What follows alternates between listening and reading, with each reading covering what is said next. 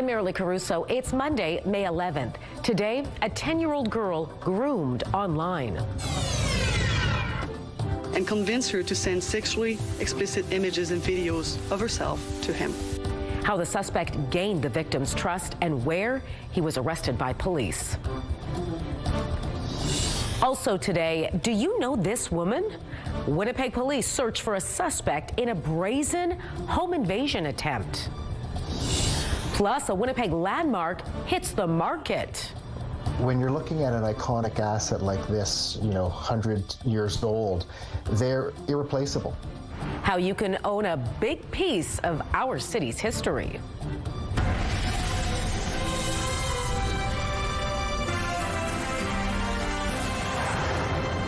Good afternoon. Thanks for joining us. A 32-year-old Ohio man is accused of luring a 10-year-old Manitoba girl online. And according to police, he pressured her to send him sexually explicit photos and videos. Standing by live with the details is CTV's John Hendricks. John, how did the two meet? On a social media platform, Marilee, where Mounties say the man was posing as a teenage boy. Their conversation eventually moved over to text messages, where the male continued to groom the girl and convince her to send sexually explicit images and videos of herself to him. This incident was a terrible reminder of the dangers that lurk on the internet, especially for children and teenagers. It only takes a few moments for bad actors to make contact with their next victims. Manitoba RCMP were alerted to the incident back in December after a relative of the girl discovered the conversation. Investigators say the suspect sent sexually explicit material to the girl as well during their exchange. Mounties worked with U.S. Homeland Security investigators to identify the suspect. He was arrested on February 12th in Wadsworth, Ohio. The Canadian Centre for Child Protection says these types of disturbing incidents are happening more frequently than ever. And every day we receive reports very similar to what Corporal Clements just outlined. Since 2020, the reports received through the tip line related to online luring have risen by more than 3 times, from around 750 reports in 2020 to over 3,300 reports this past year. 32-year-old Courtney Arden Wise III has been charged by U.S. officials with sexual exploitation of children, receipt of visual depictions of real minors engaged in sexually explicit conduct, and possession of child pornography. He remains in custody. Police in the States believe there may be other victims out there. Boy, John, any advice for parents? I mean, how should they approach this subject with their kids? The Canadian Centre for Child Protection is encouraging parents to educate their children about online safety and to be aware of their child's activity on social media platforms. The centre has resources available for families online at cybertips.ca. All right, thanks for this, John. Police need your help tracking down a suspect in a home invasion in River Park South. It happened on the morning of April 2nd in the 100 block of Alberg Drive. Police say a woman identified herself as a police officer before pushing past the homeowner and trying to steal something from the home's entranceway. Ultimately, they were unsuccessful and no one was injured. Investigators say she drove off in a gray or silver Chevy Cobalt and was accompanied by a second vehicle, a blue Hyundai Palisade. Anyone with information or video footage is asked to contact the Major Crimes Unit or Crime Stoppers. A former hockey coach who admitted to sexually assaulting a teen player has been sentenced to 6 years in prison. Madison Billick had an inappropriate sexual relationship with the girl between 2019 and 2021. Billick initially faced 15 charges and pleaded guilty to luring and sexual assault.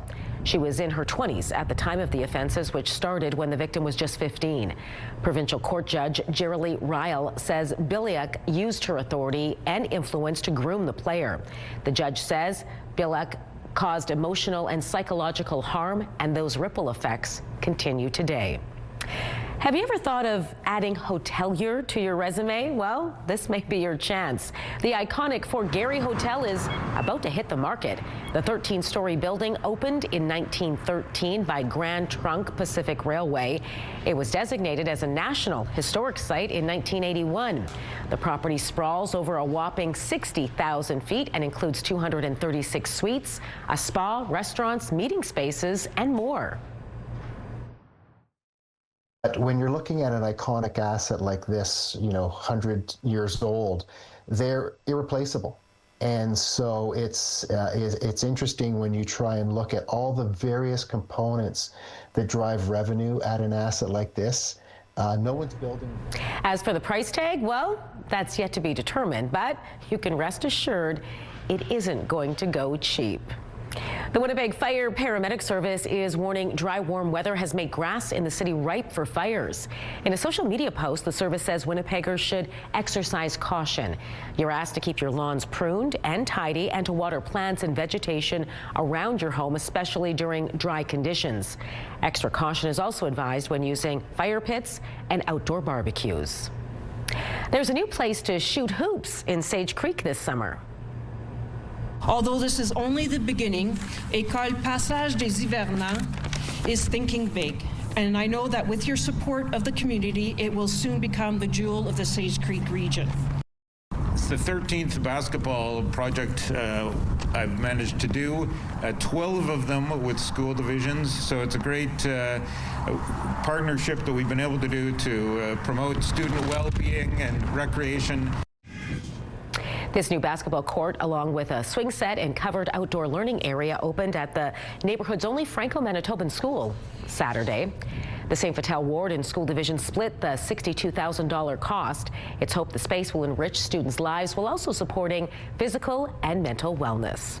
All right, let's bring in Colleen Brady now. Get a first look at your Skywatch evening forecast. You can see that gust of wind take those flags behind Councillor Mays there.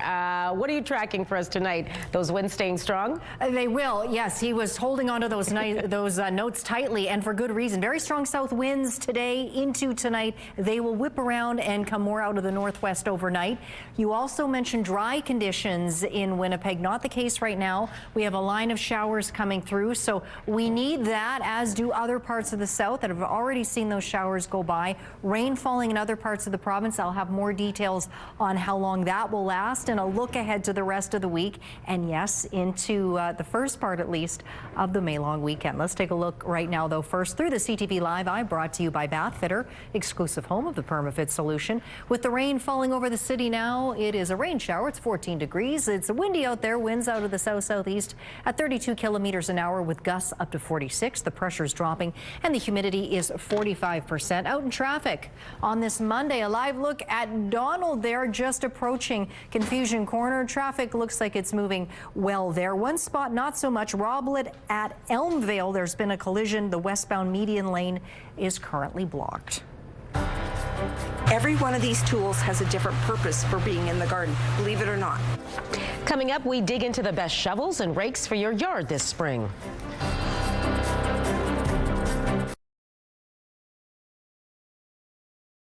Get Winnipeg's top stories, breaking news alerts, and watch live. Download the CTV News app.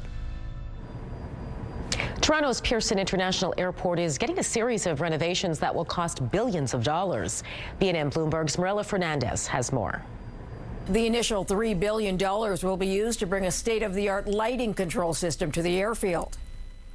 The 30 kilometers of conveyor belt that handles baggage will also be upgraded.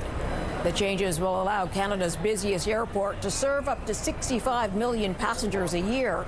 In 2023, it served 45 million passengers. Here are the closing numbers for the day. The Canadian dollar is slightly up to 73.11. West Texas Intermediate is up to 98.13. Western Canadian Select is up to $75, and the TSX gained 61 points today. Those are your business headlines. I'm Marilla Fernandez. I think it's time to get into the garden. And when you do that, you need the right tools. St. Mary's Nursery and Garden Center has a whole whack of them. So, Carla, good morning. Tell us about what we should be choosing. Well, with both of us standing here, it just reminded me of a very old picture of sort of the farmers. There's a farmer's pose that shows the people holding the tools. So we are going to make a gardener out of you yet. Now, choosing the right tools, we are going to get into our gardens. And at that point, you want to either open up the garden shed, start cleaning your tools, sharpen them up, and get them going. Because every one of these tools has a different purpose for being in the garden, believe it or not. You know, there's so many shovels, there's so many different rakes. And I know that we did a segment on your lawn.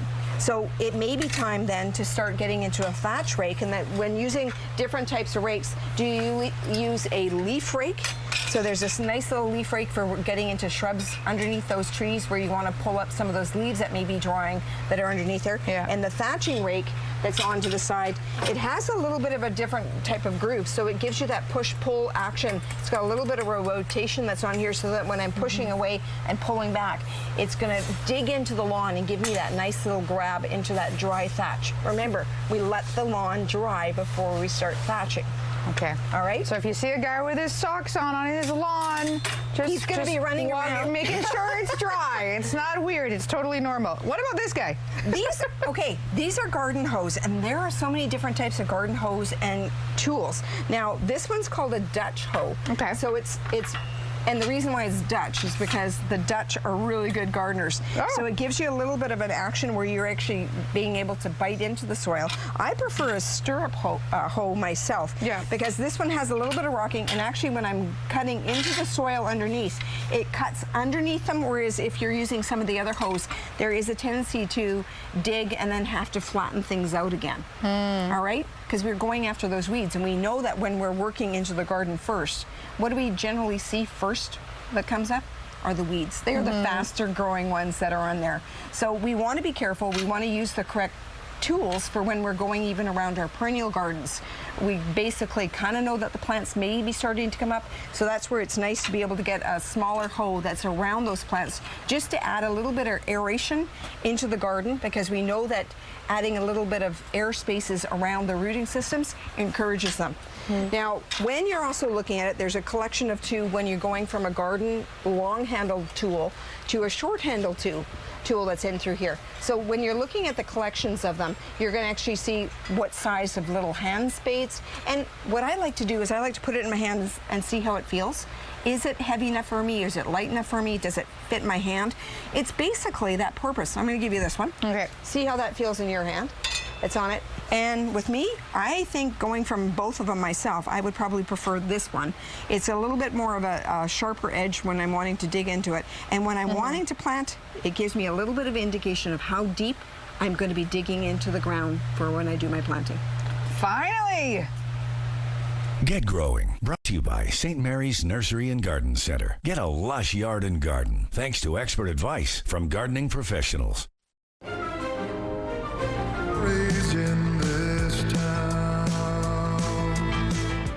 From Peguis First Nation to the global stage, how William Prince is celebrating the World Cup this summer. Spotlight is next.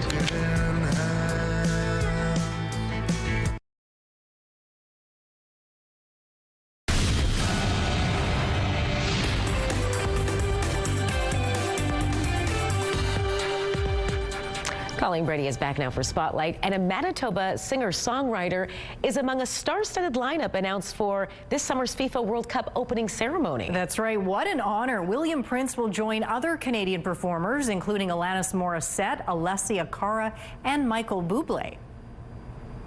Only stories in this town. The opening ceremony is set to take place ahead of Team Canada's game against Bosnia in Toronto on June 12th. In a social media post, Prince calls it a privilege to represent his home community of Peguis First Nation and Canada. Mexico and the United States will host their own opening ceremonies with a lineup including J Balvin, Katy Perry, and Future. All right, now to a Broadway hit based on a beloved Tim Burton film that is coming to town. And here's a hint. You have to say his name 3 times to summon him. Careful. Beetlejuice! Beetlejuice! Beetlejuice! It's showtime! Beetlejuice. Okay, that's 4. Beetlejuice, the musical comedy, will be taking the stage at Centennial Concert Hall for 5 shows across 3 days at the end of January. It tells the story of Lydia Dietz, whose life is turned upside down when she meets a recently deceased couple and a troublemaking demon. Group tickets for 10 or more are now on sale. Single tickets will be available in the fall. You can find all the details by heading to BroadwayAcrossCanada.ca. A Canadian comedy legend is opening up about the tragic death of his daughter. Martin Short joined CBS News yesterday to talk about his daughter, Catherine, who died by suicide earlier this year. You know, it's been a nightmare for the family, but the understanding that mental health and cancer, like my wife, are both diseases. And sometimes with diseases, they are terminal. And my daughter fought for a long time with extreme mental health, borderline personality disorder, other things, and did the best she could until she couldn't. Short also lost his wife Nancy Dolman back in 2010 from ovarian cancer. The interview on CBS came before a documentary about Short's life and career premieres on Netflix. Marty, Life is Short starts streaming tomorrow. Oh, that should be good to catch. Yeah. It was a battle of the sequels at the weekend box office. It was, and The Devil Wears Prada 2 held on to the top spot in style. Of course. You are here to help us through our current scandal. Click, click, click, click, everywhere I go. The sequel, starring Meryl Streep, Anne Hathaway, Emily Blunt, and Stanley Tucci, brought in another $43 million US across North America. Mortal Kombat 2 debuted in second place with $40 million, while Michael danced its way into third place with $36.5 million in ticket sales. Some good choices there. All right, thanks, Colleen. You're welcome. Your primetime lineup for Monday night starts with The Big Bang Theory and Hockey Fanatics at 7. 2 more episodes of The Big Bang Theory at 8, and The Rookie is on at 9. It's all right here tonight on CTV. A live look at the soggy St. James Bridge. Much busier for folks heading southbound for your flowing northbound, but the rain is what everyone has to contend with out there on the roads this afternoon, so do drive to conditions. It's windy out there. It's 14 degrees. I'll have more details on this rain passing through coming up.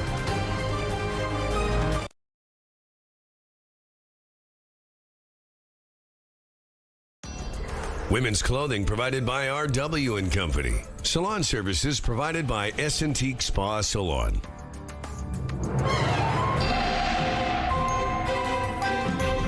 CTV Skywatch weather brought to you by South Beach Casino and Resort. Visit southbeachcasino.ca. Colleen Brady back now with your complete Skywatch forecast and an update on some rain impacting parts of the city this hour. Parts of the city, parts of the province, a needed soaking in some areas. Certainly here in the city, it's been so dusty, and that hopefully will help. But also you can see, too, there's flickers of lightning popping off. You can see close to the Manitoba border, and in some cases on our side of the border here, too, just a little bit.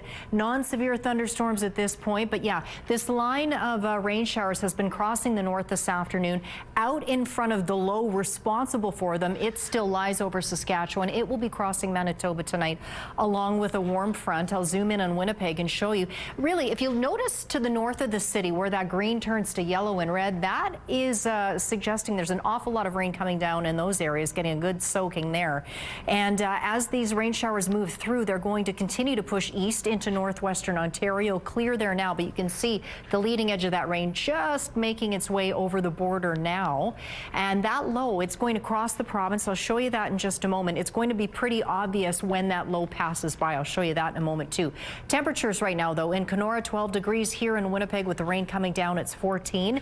Now, Brandon had some rain for a few hours today. Mix of sun and cloud there now, a beautiful 21 degrees. But Melita, once again, warming up more than anywhere else in the province. 26 degrees right now. In the north, in Thompson, it is 14 degrees. The rain falling this hour in the Paw, where it's just 4 right now. So, yeah, you can see that rain advancing eastward. Now, as this low crosses the province tonight with the warm front, the winds, they're coming out of the south. Now, if you're in the Winnipeg area and you happen to be up overnight, the winds, they're going to ease up about 3, 4 in the morning for a couple of hours. Then they're going to whip around and come out of the north and strengthen once again just like that. So that will be that low passing by, and it will continue to move off further to the east. Meanwhile, we'll see some rain here in southeastern Manitoba tomorrow morning and into northwestern Ontario. That will clear out throughout the course of the day. We'll get some sunshine back by later in the afternoon for us here in the southeast. More so, you'll get sunny skies throughout the day in the southwest. Fairly clear skies for much of the province overnight and into Wednesday, where we'll see more sunshine, but it'll be a beautiful day Wednesday, put it that way. But then it's what that comes next that will be a little bit different than that. I'll show you that in just a moment. It'll be more like this. Rain showers tonight, down to 7 degrees. Winds out of the south at 40, gusting to 60. Like I say, until we get into the overnight hours, they diminish for a couple of hours, and then they redevelop, coming more out of the north or northwest. So showers likely in the morning, hopefully more sun in the afternoon, up to 17 degrees. Then we get to that beautiful day ahead on Wednesday, up to 22. Rain or showers in strong winds on Thursday, 21 degrees, 16 on Friday, increasing clouds leading us into the May long weekend. 13 degrees on Saturday, a mix of sun and cloud. Showers likely on Sunday with a high of 11. Let's take a look at some weather photos. This first one is a beauty. It takes us out to Petersfield. That shot was taken by Connie. Thank you for that one. And this next one is gorgeous as well. This was taken by Gwen out at Laurentia Beach, looking out onto Lake Manitoba. You can email us your weather photos. The email address is winnipegweather@ctv.ca. Skywatch Weather Pick of the Day brought to you by Provivo, Winnipeg's first and only longevity medicine clinic. Redefining health, performance, and aesthetics. Provivo.com. Fort Whyte Alive extended Mother's Day wishes to its bison this year. The Mother's Day Baby Bison Walk celebrated the newest mums in the herd. 5 baby calves were born just over the past 2 weeks, and even more are on the way. They joined the 35 adult bison already roaming around Fort Whyte Alive. The way they graze through the land, the way they walk, and their heavy weight that helps turn any seeds that are on the ground, helps to bring about new life, and also their behavior of wallowing on the ground that creates some divots in the ground, and that helps to collect rainwater that creates some wetlands. Fort Whyte Alive is home to the only urban herd of bison living in a North American city. Well, welcome, little one. Oh, look at that little. Oh, so cute. Nice gallop.